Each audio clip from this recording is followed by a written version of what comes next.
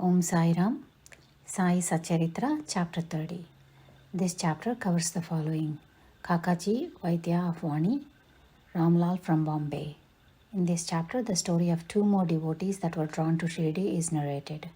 Preliminary: bow to the kind Sai, who is the abode of mercy and loves his devotees dearly.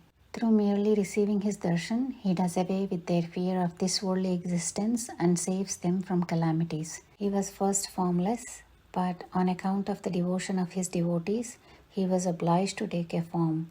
To liberate and help devotees attain self-realization is the mission of saints, and for Sai, the greatest of the saints, that mission was inevitable. Those who take refuge at his feet have all their sins destroyed, and their progress is certain.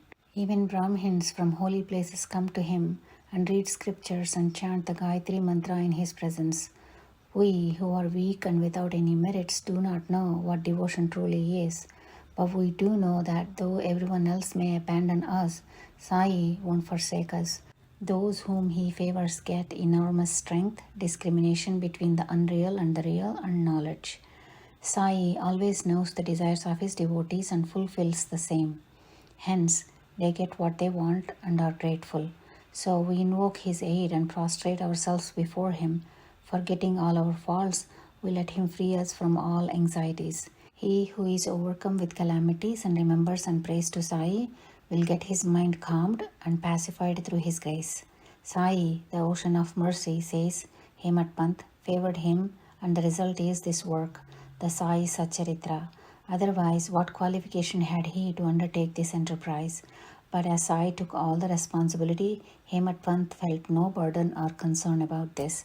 When the powerful light of knowledge was there to inspire his speech and pen, why should he entertain any doubt or feel any anxiety? Sai got the service in the form of this book done by him. This is due to the accumulation of Hemat Pant's merits in his past births. Therefore, he feels he is fortunate and blessed. The following story is not a mere tale, but pure nectar. He who drinks it will realize Sai's greatness and all-pervasiveness. Those who want to argue and criticize should not read these stories. What is needed here is not discussion but unlimited love and devotion. Learned, devout, and faithful believers, or those who consider themselves servants of the saints, will like and appreciate these stories, while others will take them to be mere fables. Fortunate devotees of Baba will find Sai Leelas to be a wish-fulfilling tree. Drinking this nectar of Sai Leelas will liberate ignorant souls, satisfy the householders, and will be a sadhana to the aspirants. Kakaji Vaidya, in a place called Vani in the district of Nashik, there lived a man named Kakaji Vaidya. He was the priest in the temple of the goddess Saptashringi. He was so overwhelmed with adverse circumstances and calamities that he lost his peace of mind and became quite restless. Under such circumstances, one evening he went into the temple of the goddess and prayed unto her from the bottom of his heart and invoked her aid to free him from anxiety. The goddess was pleased with his devotion, and the same night appeared to him in his dream and said, "You go to Baba and then your mind will become calm and composed." Kakaji was anxious to know from her who this Baba was, but before he could get any explanation he was awakened. Then he began to wonder who this Baba might be. After some thought, he resolved that Baba might be Triambakeshwar, that is Lord Shiva. So he went to the holy place Triambak in the Nashik district and stayed there for 10 days. During this period, he bathed early in the morning, chanted the Rudra hymns, performed the Abhishekam, that is a ritual of pouring a stream of fresh cold water over the Pindi, that is Shiva's form, and performed other religious rites. But despite all this, he was just as restless as before. Then he returned home and again invoked the goddess pitifully. That night, she again appeared in his dreams and said, "Why did you go to Triambakeshwar in vain? I mean, Sri Sai Samarth of Shirdi." The question before Kakaji now was how and when he could go to Shirdi and see Baba. If anybody is really earnest to see a saint, God fulfills his wish. In fact, the saint and God are one and the same, and there isn't any difference between them. If anybody believes that they can go and see a saint at their own free will, that would simply be boastful. Unless the saint wills it, no one is able to go and see him. Even the leaf of a tree won't move without his bidding. The more anxious a bhakta is to visit the saint, the more quickly and effectively is his wish satisfied. He who invites anybody for a visit also arranges everything for his reception. And this happened with Kakaji too. Shama's vows. When Kakaji was thinking about visiting Shirdi, a guest came to take him to Shirdi. That person was Shama, a very close and intimate devotee of Baba. We shall now see how and why he came to Vani. Shama was severely ill when he was very young, and his mother had taken a vow to her family goddess Saptashringi at Vani. She vowed that if her son recovered, she would bring and dedicate him at her feet. After a few years, the mother herself suffered a severe bout of ringworms on her breasts. At that time, she again made another vow to her deity that if she recovered, she would offer the goddess 2 silver breasts. These 2 vows remained unfulfilled. At her deathbed, she called her son Shama and drew his attention to the vows, and after making him promise that he would fulfill the vows, she breathed her last. After some time, Shama forgot about these vows, and thus 30 years elapsed. At about this time, a famous astrologer had come to Shirdi and stayed there for a month. His prediction in the case of Bapu Saheb Bhuti and others came true, and everybody was satisfied. Shama's younger brother, Papaji, consulted him and was told that his mother's vows, which his elder brother had promised to fulfill, were not yet fulfilled. Hence, the goddess was not pleased with them and was thus bringing troubles upon them. Papaji told his brother Shama, who was then reminded of the unfulfilled vows. Shama believed any further delay would be dangerous, so he called a goldsmith and got a pair of silver breasts prepared. Then he went to the masjid, prostrated himself before Baba and placed before him the 2 silver breasts.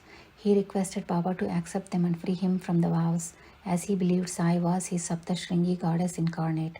Then Baba insisted that Shama go in person to the temple of Saptashringi and offer them at the feet of the goddess. Then, after taking Baba's permission and Udi, he left for Vani and came to Kakaji's house. Kakaji was then very anxious to visit Baba, and Shama went there to see him at that very moment. What a truly divine miracle this was. Kakaji asked him who he was and whence he had come. On learning that he was from Shirdi, Kakaji at once embraced Shama. He was so overpowered with love. Then they talked about Sai Leelas, and after finishing the rites of Shama's vows, they both left for Shirdi. On reaching the place, Kakaji went to the masjid and fell at Baba's feet. His eyes were soon filled with tears, and his mind attained calmness instantly.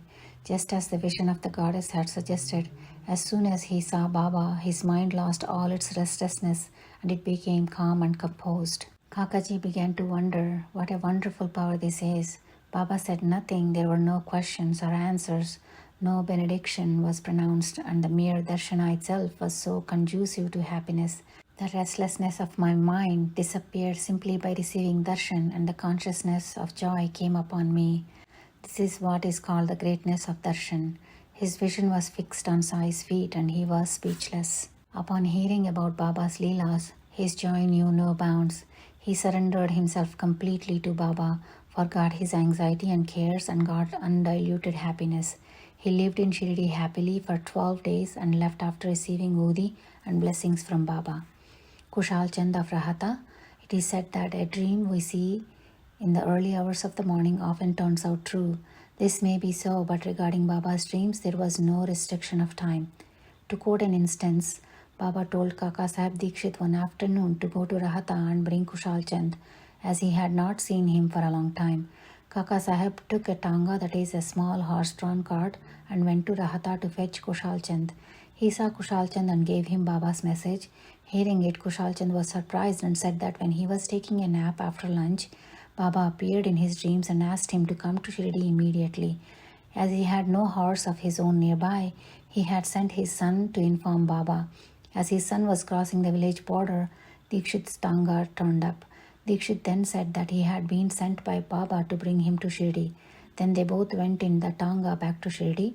Kushal Chand saw Baba and everyone was pleased. Seeing this Leela, Kushal Chand was greatly moved.